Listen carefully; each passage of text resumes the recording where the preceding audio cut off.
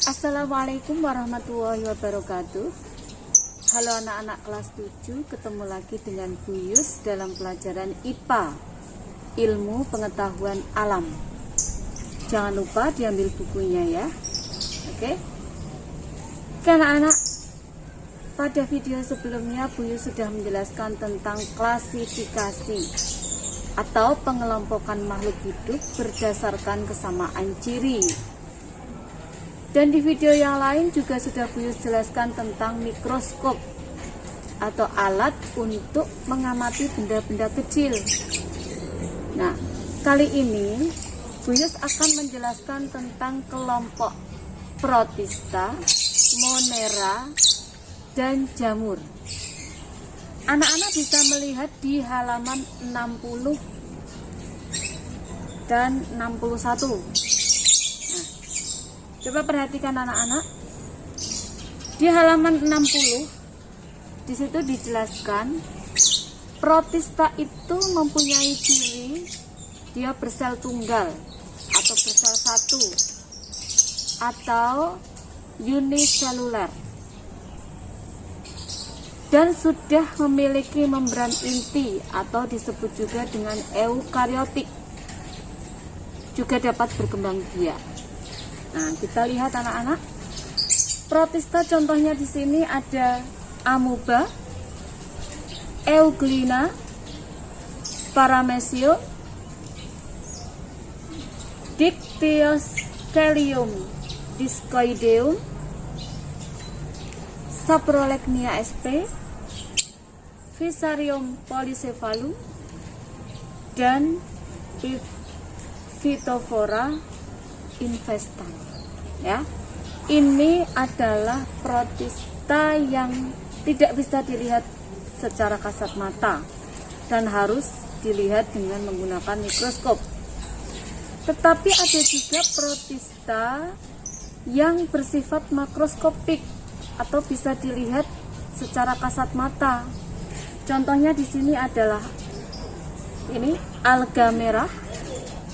Di sini ada Gracilaria sp, alga hijau, dan alga coklat.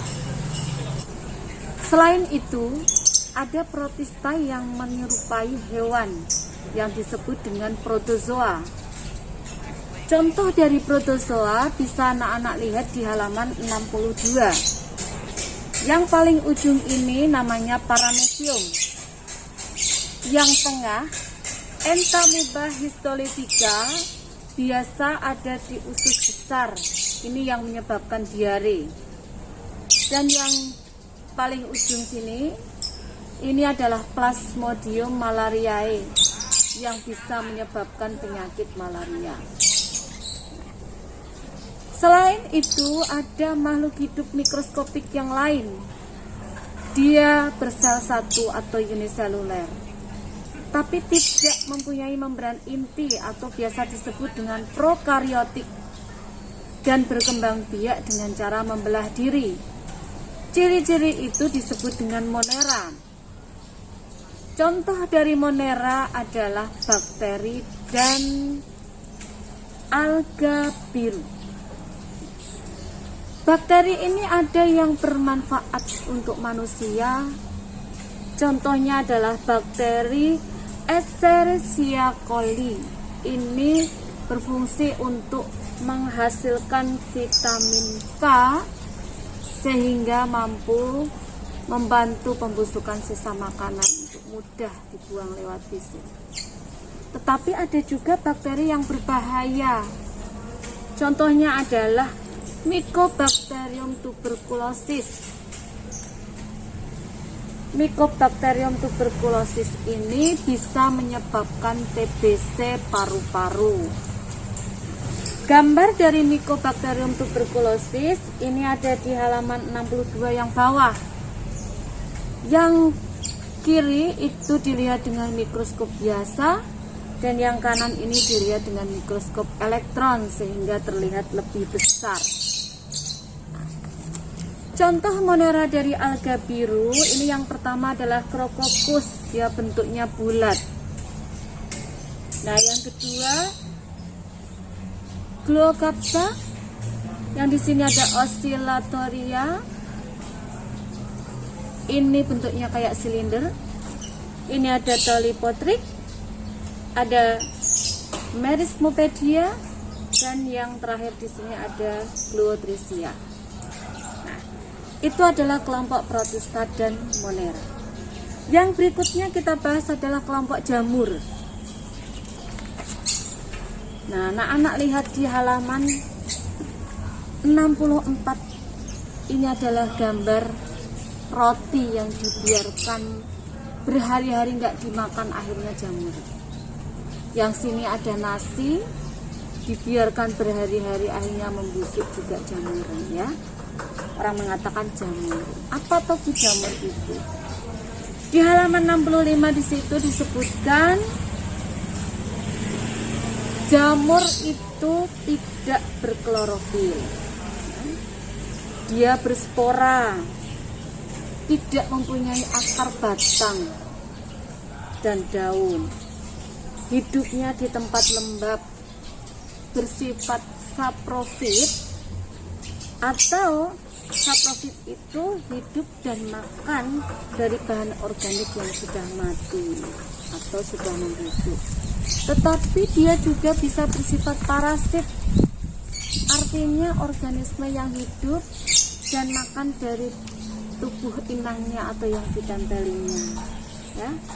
Nah, ini jamur itu terdiri dari benang-benang halus yang disebut dengan hifa, dan hifa ini bisa saling sambung menyambung membentuk jaringan-jaringan miselium. Ini ya, dia pada umumnya berkembang biak dengan spora. Nah, ini kita lihat, ini adalah jamur tempe dan jamur merang. Ini ada hifa lysoid, hifa, sporangio, spora, ini hifa stolon. Nah, ini adalah bentuk jamur merang yang biasa dijual. Di sini ada tudung. Ini adalah retakan tudungnya. Di sini ada kulit tudung. Di bawah ini ada bagian bawahnya tudung, dan garis-garis ini ada bilah. Ya. Kalau kalian lihat jamur, ada garis-garis bawah itu bilah. Dan ini ada cincin di bawahnya, dan paling bawah ada cawan, bawahnya cawan ada akar. Ini adalah bagian-bagian jamur merang. Nah, ini anak-anak, jadi jamur itu dibagi menjadi 6 filum. Bisa dibaca di halaman 66, dan kita lihat gambar-gambar yang ada di situ. Mulai dari sini, di sini ada Mycomycotina, di sini ada Ascomycotina, yang di sini ada ini Oomycotina, ada Basidiomycotina, Zygomycotina, dan yang terakhir Deuteromycotina.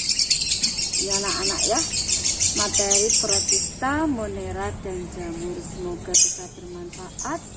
Ketemu lagi dengan kelompok tumbuhan. Assalamualaikum warahmatullahi wabarakatuh.